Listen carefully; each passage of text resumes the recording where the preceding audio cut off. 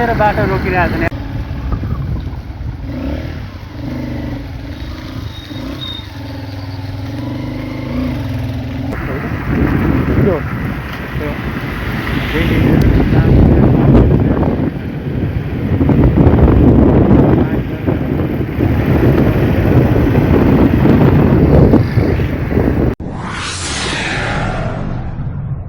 यो हो सबैका कुरा। अब कारमै जानुपर्ने थियो कि कारमा पर्दैन, मोटरसाइकलमै ठिक हुन्छ नि। मोटरसाइकलमै रमाइलो हुन्छ, मोटरसाइकलमै जाने भनियो। अब ल दागा हुन्छ ल। पानी हिजो एकदमै परेको थियो, आज पानी रह्यो र मौसम पनि सफा भएको छ। हाम्रो यात्रा श्रीअन्तुसम्म हो, इलामको श्रीअन्तु, र हामी यात्रा सुरु चाहिँ गोदावरी नगरपालिका ललितपुरबाट गर्दछौँ। यी चाहिँ अलिकति पर्ला जस्तो अझै पनि, तर मौसम सफा हुँदै जाला जस्तो छ। हामी अहिले वन धुलीखेल कटेर चौकोट भन्ने ठाउँ आइपुगेका छौँ। आलु चना अन्डा तरकारी रोटी तातै छ, रोटी त पकाउँदै दिँदैन। त्यो पकाउँदै दिँदै जाने। रोटी तरकारी खाएर जानु पर्ला। आइहाल्छु नि। छोर्नुला आलु चना तरकारी आलु चना तरकारी छ।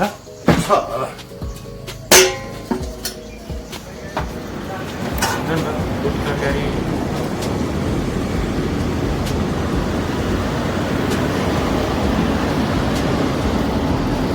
एउटै गाउँपालिका कि नगरपालिका? एउटै होइन छुट्टै हो। उता बुलन्दर गाउँपालिका पर्छ। बोलन्जोर। यो चाहिँ छ है? यो चाहिँ सुनकोशी गाउँपालिका। सुनकोशी गाउँपालिका 5 पर्छ। भनेपछि यो भैँचालोपछि चाहिँ यो लाइनै सबै भर्किएर सबै नयाँ बनाएको। हामी अहिले बसेको ठाउँ चाहिँ मूलकोट होइन। अब यहाँबाट 18 किलोमिटरमा चाहिँ खुरकोट आउँछ। त्यहाँबाट लगभग 37 किलोमिटरमा सिन्धुली माडी आउँछ। त्यो बेला बिचमा चाहिँ सिन्धुली गढी कटिसक्छ। त्यसपछि जम्मा 55 किलोमिटर लगभग भयो भने चाहिँ अनि पाहाड चढ्नु पर्दैन। तराई सुरु भयो। अलिक गर्मी बढी हुन्छ, तर उकालो ओह्रालो चाहिँ हुँदैन त्यसपछि।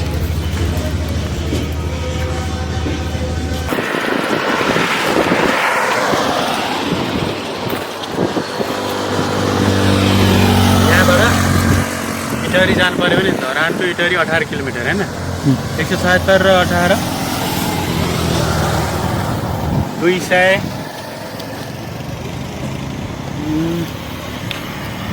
177 18 194 हो। यताबाट गयो भने चाहिँ धरान। यताबाट आएर यहाँ जोड्ने बाटो चाहिँ खोइ त? सिन्धुलीमा छ यो बाटो भनेको जोड्दै जाने सिन्धुली पुग्ने। सिन्धुलीबाट चाहिँ मकनपुर जाने बाटो छ। ए मरिनदेखि जाने? ए ओके। यो बाटो बजार पुग्नु भयो, सिन्धुली बजार पुग्यो। सिन्धुली बजार गएपछि अनि बल्ल मरिनतिर लाग्यो होइन? ओके। ए यताबाट बनाएर छ नि त। यो चाहिँ यो थाहा छ यो बाटोको बारेमा? यो उता जाने, यो नेपालको तराईको वैकल्पिक मार्ग, तराईको जुन पूर्व पश्चिम राजमार्ग छ त्यसको वैकल्पिक मार्गको रूपमा हेटौडादेखि धरान जाने बाटो बनाएको। कति किलोमिटर? कुल लम्बाइ त अब कति छ थाहा भएन, तर यो सिन्धुलीको अब यो खानबाट धरान 177 किलोमिटर रहेछ। यहाँबाट सिन्धुलीको टन्नै भाग बाँकी भइकन अनि मकवानपुरको पुरी भाग कटेर हेटौडा पुग्नुपर्छ भनेपछि लगभग 177, यता 100-150 त्यस्तै हो। नेपाल जस्तो विकासोन्मुख देशमा बाटोघाटोको कति महत्त्व छ भन्ने कुरा मदन भण्डारी राजमार्गमा यसरी चिल्लो बाटो बनेपछि पुष्टि भएको छ। यो बाटो निर्माणसँगै यहाँका मानिसहरूको लाइफस्टाइल चेन्ज हुँदै गएका छन् भने उनीहरूले आफूले आफूलाई सहजतातर्फ अघि बढ्दै गएको आभास भएको समेत हामीलाई बताउँदै गए। पूर्व पश्चिम राजमार्गको विकल्पको रूपमा अगाडि बढाइएको मदन भण्डारी लोकमार्ग अन्तर्गत विमान सडक खण्डमा छौँ हामी यतिखेर। यहाँ यसरी बाटो बनेसँगै यहाँका मानिसहरूको जीवनस्तर कसरी बदलिँदो रहेछ, बाटो विकासको के रहेछ भन्ने कुरा हामीले यो स्थलगत रिपोर्टिङ र यो यात्रामा बुझ्ने प्रयास गरिरहेका छौँ। धरान चतरा सिन्धुली हेटौँडा खण्डको काम अन्तिम चरणमा पुगेको देखिन्छ। झापाको बाहुनडाग स्थित मिर्चीडाँगी चोकबाट चुरेको फेदी हुँदै यो बाटो अघि बढेको छ र पश्चिममा डडेलधुराको रूपाल भन्ने ठाउँमा पुगेर टुङ्गिने बताइएको छ। लगभग यसको 1250 किलोमिटर लामो दूरी रहने पनि बताइएको छ। बाटो बनेसँगै यस क्षेत्रका मानिसहरूको जीवनस्तर सहज मात्र भएको छैन, आर्थिक रूपमा उनीहरू सक्षम समेत हुँदै गएका छन् भन्ने यहाँ हामीले स्थलगत अवलोकनमा बुझ्यौँ। कुनै समय मोटर गाडी चढ्न घन्टौँ हिँड्नुपर्ने अवस्था रहेछ। सिराहाको मिर्चैया बन्दीपुरसम्म पुग्नुपर्ने स्थानीयको बाध्यता मोटर बाटोसँगै कम हुँदै गएको छ। विशेष त यो बाटो सरकारले बनाउनुको मुख्य कारण प्रदेश 2 मा हुने विभिन्न किसिमका आन्दोलनका कारण यातायात अवरुद्ध हुँदा मानिसहरूले कठिनाइ बेहोर्नु नपरोस् भनेर प्रदेश 1 बाट बागमती प्रदेश जोड्नको लागि यो वैकल्पिक राजमार्ग निर्माण गरिएको हो। यो नेपालको चौथो ठुलो राजमार्ग हो भन्ने पनि बुझिन्छ।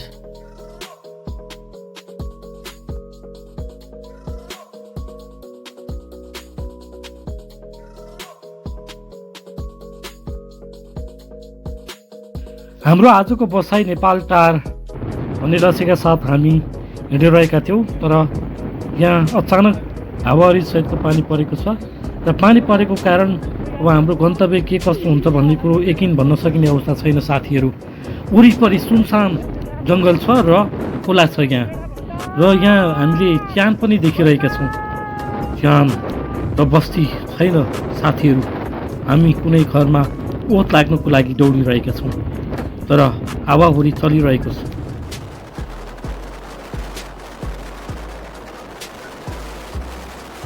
हावाहुरी केही कम हुँदै गएपछि हामीले रातमा सुनसानको बाटो लगभग 12 किलोमिटर यात्रा तय गरेपछि यो नेपाल टार भन्ने ठाउँमा आइपुगेका छौँ र यहाँ बजार रहेछ र साथीहरू आजको हाम्रो बसाइ यही नेपाल टारमा हुनेछ र पुनः फेरि हामी भोलि यात्रा अगाडि बढाउनेछौँ।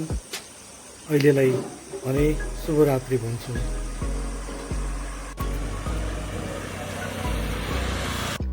यो नेपाल टार बजार उदयपुर सदरमुकाम भन्दा निकै ओरो छ। यो उदयपुर सदरमुकाम यहाँबाट झन्डै 18-20 किलोमिटर यात्रा गरेपछि पुगिन्छ र यो ठाउँ अहिले एकदमै इमर्जिङ रूपमा विकासतर्फ अगाडि बढिरहेको देखिन्छ।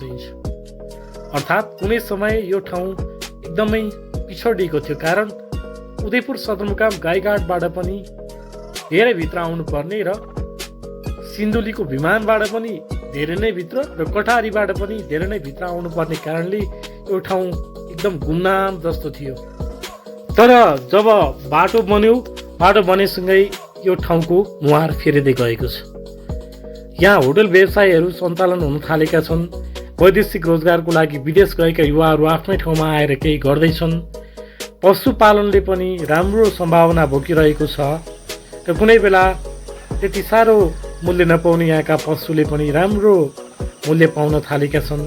यो सँगै धेरै नै चहलपहल भएको छ, जग्गाका मूल्यहरू बढेका छन्, मानिसहरूको दैनिकी सहज हुँदै गएको छ, यस्तै देख्न सकिन्छ। यहाँकै स्थानीयले पनि हामीलाई यही बताए र मानिसको लागि विकास भन्नु नै बाटो रहेछ भन्ने कुरा हामीले यो नेपाल टारबाट सिक्ने एउटा मौका पायौँ साथीहरू।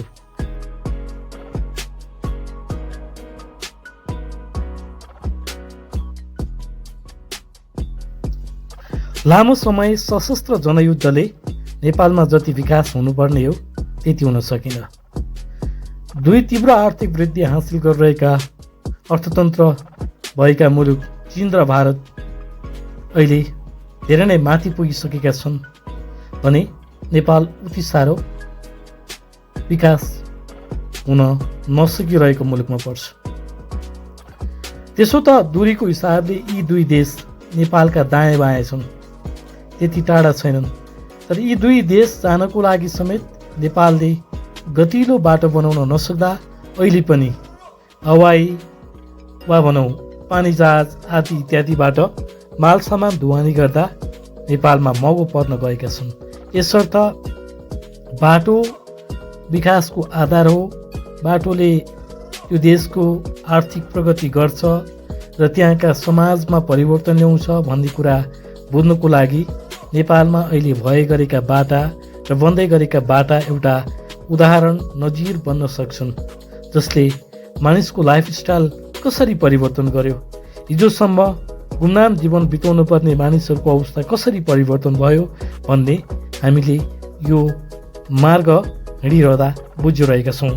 हाम्रो आशय यो कुनै पनि मदन भण्डारी लोकमार्गको बढाइ चढाइ गरेर कुनै पनि पक्ष वा सरकारलाई रिजाउनु पनि होइन र हाम्रो त्यो कदापि हाम्रो रगतमै त्यो छैन।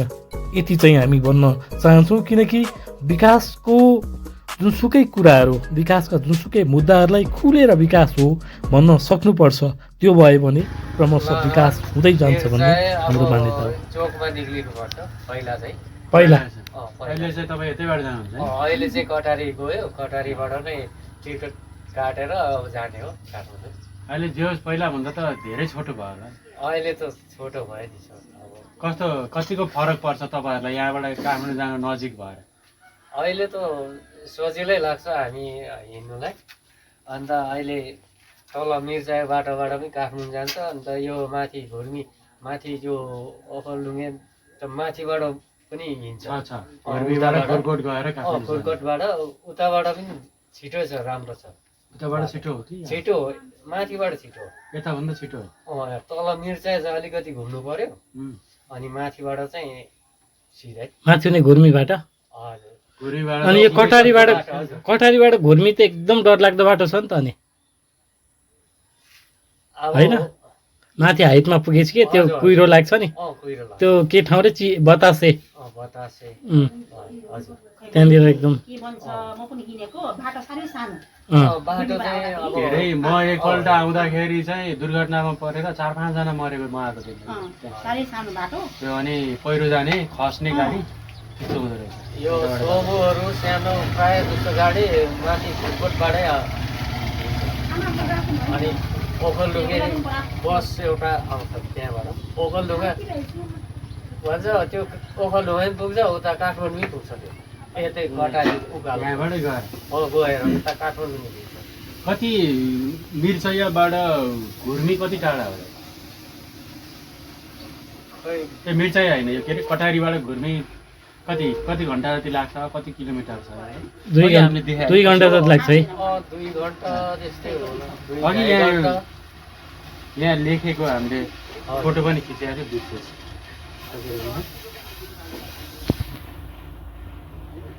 कटारी गाईघाट चतरा ठाउँहरूको नाम चाहिँ सबै सुन्या जस्तो भोरले जुटपानी, के अरे अर्को आएको दुब्ली खोर्ला पुल, दुब्ले खोर्ले के भन्ने थियो खोला। त्यहाँ सबै चाहिँ जस कता कता नाम सुने जस्तो ठाउँहरू पनि एकदम राम्रो एउटा बाटो चाहिँ बनेर पुगेको देख्दाखेरि चाहिँ रमाइलो लाग्यो मलाई चाहिँ। फेरि र अर्को कुरा एकदम जस्तो फोहोरहरू नपारेको प्रदूषण यो मुक्त चाहिँ वातावरणमा यति राम्रो एक्सेसिबल काइन्ड अफ बाटो हुनु चाहिँ कस्तो राम्रो लाग्यो। तर अब केटाहरू पेपर लोड बिना हेलमेट, अनि यो हेर्दैखेरि लाइसेन्स नभएको बच्चाहरूले मोटरसाइकल चलाइरहेको जस्तो लाग्छ। अनि यो नयाँ ठाउँमा दुर्घटना पनि बढी हुन सक्ने सम्भावना कारण चाहिँ यो पनि हो है।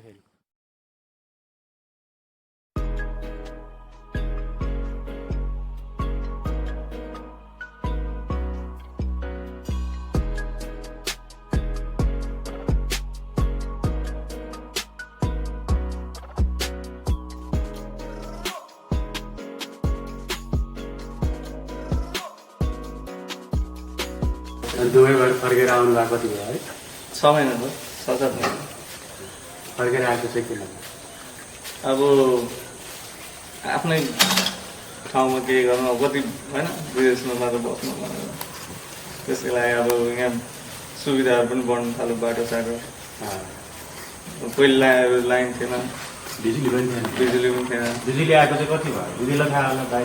बिजुली आएको त 4 महिना 5 महिना मात्र हुँदैछ भर्खर। भनेपछि 4-5 महिनामा बिजुली आयो, हजुर 1 वर्ष लगभग भयो बाटो बनेको। बाटो बनाएको 1 वर्ष भयो। त्यस कारणले तपाईँलाई पनि यहीँ आएर यहीँ आफ्नै ठाउँ के गर्नुपर्छ। त्यही भएर आएको। औषध नै बाटो विकास हो भन्ने कुरा मदन भण्डारी राजमार्ग हिँडिरहँदा नेपाल टार भन्ने ठाउँको मानिसहरूको जीवनस्तरमा आउँदै गरेको परिवर्तन र हुँदै गरेका विभिन्न गतिविधिले स्पष्ट पारेको छ। मानिसहरू खुसी छन् बाटो बनेपछि। बाटो मात्र होइन, भर्खरै बिजुली समेत आएको छ। बिजुली आएपछि मान्छेहरूले आफ्नो दैनिकीलाई थप सहजतातर्फ अगाडि बढाउन सकेका छन्। धेरै किसिमका गरिखाने आधारहरू उनीहरूको लागि अगाडि आउँदै गरेको छ। त्यसैले बाटो विकासको वरदान हो। नेपाल जस्तो विकासोन्मुख देशका लागि बाटाघाटा बन्नु अति आवश्यक देखिन्छ। राज्यले बाटोलाई पहिलो प्राथमिकतामा राख्न सकेको खण्डमा पक्कै पनि मानिसहरूका जीवनस्तर माथि जाने अपेक्षा गर्न सकिन्छ र यो सँगै उनीहरूको आर्थिक अवस्था सुदृढ हुँदै जाने देखिन्छ। प्रत्येक दिन जस्तो वैदेशिक रोजगारमा जानुपर्ने बाध्यात्मक परिस्थिति पनि अन्त हुँदै जाने देखिन्छ। तपाईँहरूको खोला पनि छ, जङ्गल पनि छ, बस्ती पनि पातलो छ, यतिबाट बाटो बनाएको भयो। पनि भर्खरै आएको यतातिर। तर मेरो अर्को होटल पनि तल छ। ए मम्मीहरूले चलाउनुहुन्छ त्यहाँ चाहिँ। अनि यहाँ हाइवेमा आएर अनि त्यही त तपाईँहरूको यो बाटा छेउमा अब यता नयाँ व्यापार यहाँबाट छ भन्ने थाहा भएपछि यहाँ चाहिँ यहाँ घर बनाउँछ होइन। यो के अरे यो माथि र पाहाडतिर जाने बाटो त छैन नि अब। छ यहाँबाट। अब जस्तै त्यो गढी हो, उदयपुर गढी त्यही हो। अन्त त्यो गढी हो। तर हाइवे बाटो चाहिँ छैन, मतलब कच्ची बाटो छ। सबैतिर जाने बाटो छ तर कच्ची छ। अब के भन्छन् मान्छेहरू, त्यहाँको बजार चाहिँ सुक्छ, अब यता आउँछन् होला होइन त सबैजना, कस्तो लाग्छ मान्छेहरू? त्यस्तो होइन, मेन बजार भनेको मेन बजारै हुन्छ होइन। तर बिस्तारै त सुक्छ नि। पहिला बिस्तारै चाहिँ अरू अरू ठाउँ हामीले हेर्ने हो भने चाहिँ अरू अरू ठाउँ त्यस्तो भएको छ नि त। त्यहाँको व्यापारीहरूले पनि प्रायः अब यतातिर गर्न थाल्छ। उनीहरूले यता घर बनाउन थाल्छन् होला। जस्तै अब यिनीहरू यो घडेरीहरू बिक्री भइसक्छ, उनीहरूले नि किनिसकेको छ। कति छ नि यहाँ जग्गा? यसले 40ले चलेको छ कठा। 40,000 40 लाख। 40 लाख 40 लाख कट्ठा। 40ले किन्नेले 40 भन्छ, बेच्नेले 50 भन्छ, त्यही भएर अड्किन्छ कि। यो 40-50 चलिसक्यो।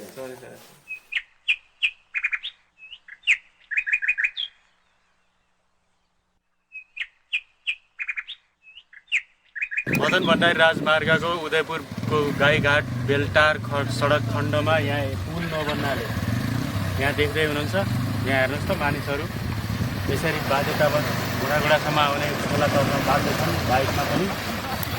यहाँ अहिले भर्खर एउटा बाइकको त्यहाँ 5 मिनट जति अड्केर बल्ल निस्किन सक्नुभयो।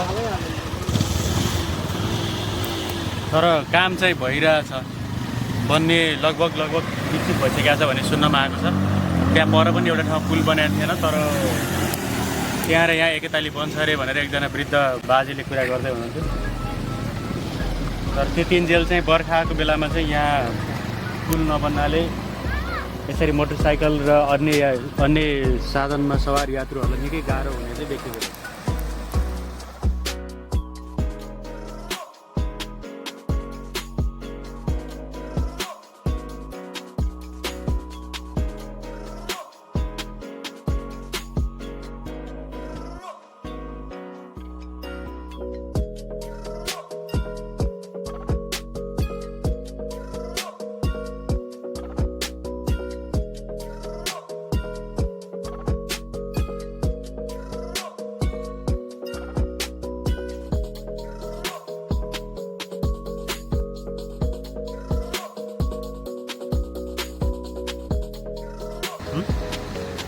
अब हामी अहिले सप्तकोशीको पुलमा आइपुगेका छौँ। यो पुल र यो जुन राजमार्ग हामीले यात्रा गऱ्यौँ यो चाहिँ पूर्व पश्चिम राजमार्गको वैकल्पिक राजमार्गको रूपमा स्थापित भएको छ। अहिले भनौँ लोकमार्ग। यसले चाहिँ प्रदेश नम्बर 1बाट 2 नम्बर नछोइकनै 3 नम्बर पुग्ने र 3 नम्बरबाट पनि त्यसै गरेर एकैपल्ट प्रदेश नम्बर 1 आइपुग्न सक्छ।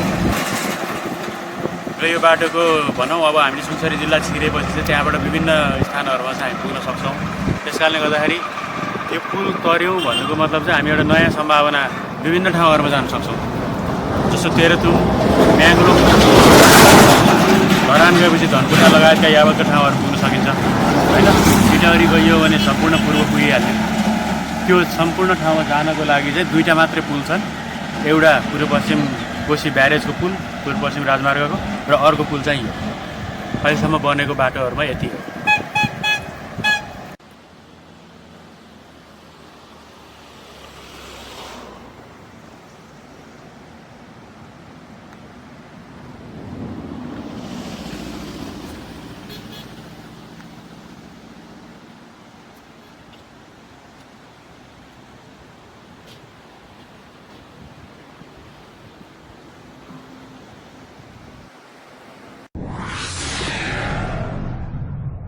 यो हो सबैका कुरा